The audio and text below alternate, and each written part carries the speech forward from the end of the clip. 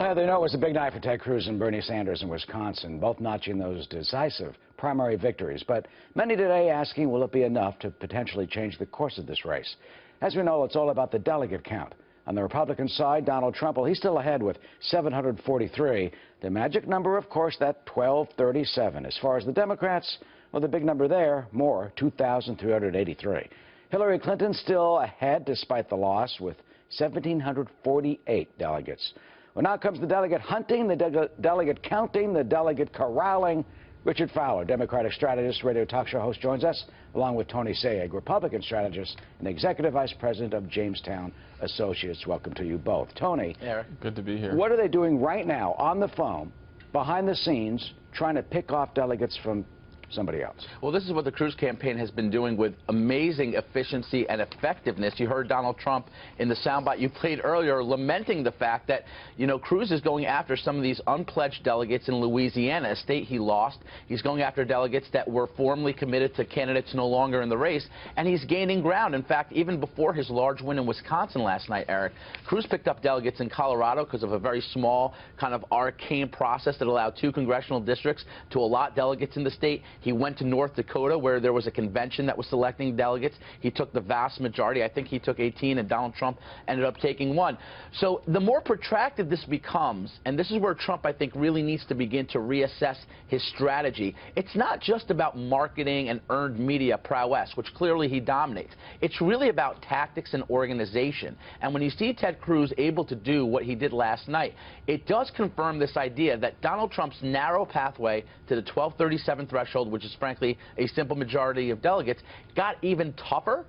He has a chance to rebound because in New York he's well ahead. If he gets more than 50%, he wins all the 95 delegates. But he has to really think long and hard about the kind of campaign structure he implements from now till June 6th, 7th. Yeah, Richard, what about that campaign structure? I mean, does he have at all the ground game to get these delegates? Have they thought about it that Ted Cruz has?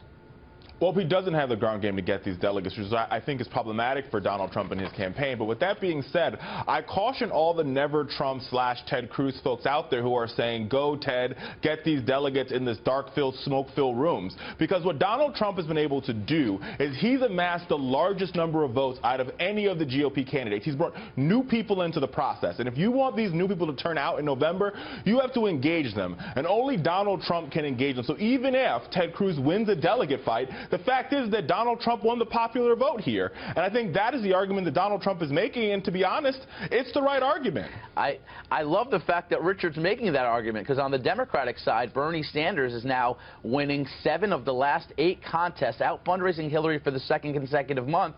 Yet all we hear is how he can't win, basically because Hillary has all of these super delegates, which is frankly the rigged equivalent on the Democratic side. I agree. I actually agree with Rich.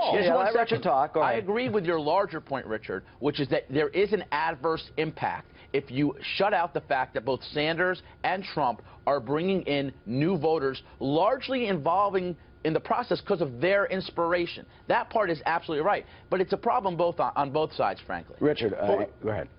There's a huge contrast between where Donald Trump is and where Hillary Clinton is. Hillary Clinton is leading in the pledged delegates as well as leading in the super delegates. Bernie Sanders is not leading in pledged delegates. Hillary Clinton has the most votes out of any of the candidates running. Bernie Sanders does not. In Trump's case, Trump has the most votes. Trump has the most pledged delegates, and yet Ted Cruz and his operation and the millionaires and billionaires pumping money into super PACs are doing everything in their power to take this nomination away from Donald Trump, including playing games and tinkering with the rules, Richard, which is why the Trump folks are upset. You sound like Donald Trump's campaign. I mean, he's saying he's not going to abide by the rules. I just believe in an open process. By the way, I think so does Donald Trump. There are no more smoke-filled rooms. You can't smoke. You can't drink whiskey. You can't drink brandy anymore. Let me play a soundbite. This is Donald Trump. He was on Hannity a couple of days ago talking about the screwed-up delegate math.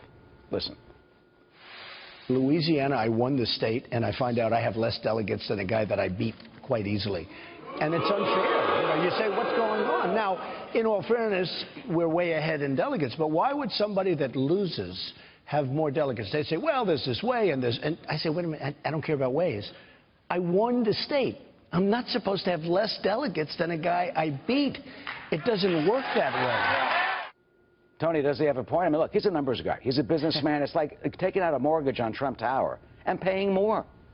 Yeah, first I will remind Richard that Donald Trump has a larger delegate lead over Ted Cruz than Hillary Clinton, if you only look at pledged delegates, has over Bernie Sanders. So this idea that she somehow is so much better positioned, I think, is part of the spin, which is the inevitability. We're out of time. But I will say quickly, one point. I got you. So I will say very quickly, Trump is actually correct in this regard, but it's the exception, not the rule on the Republican side, whereas on the Democrat side, it generally has happened. It's the fact. Look, Bernie Sanders beat her in New Hampshire whoppingly, and she still took more delegates. This happens much more often on the Democratic side. Here's the thing. People are going to say, man, it doesn't seem fair.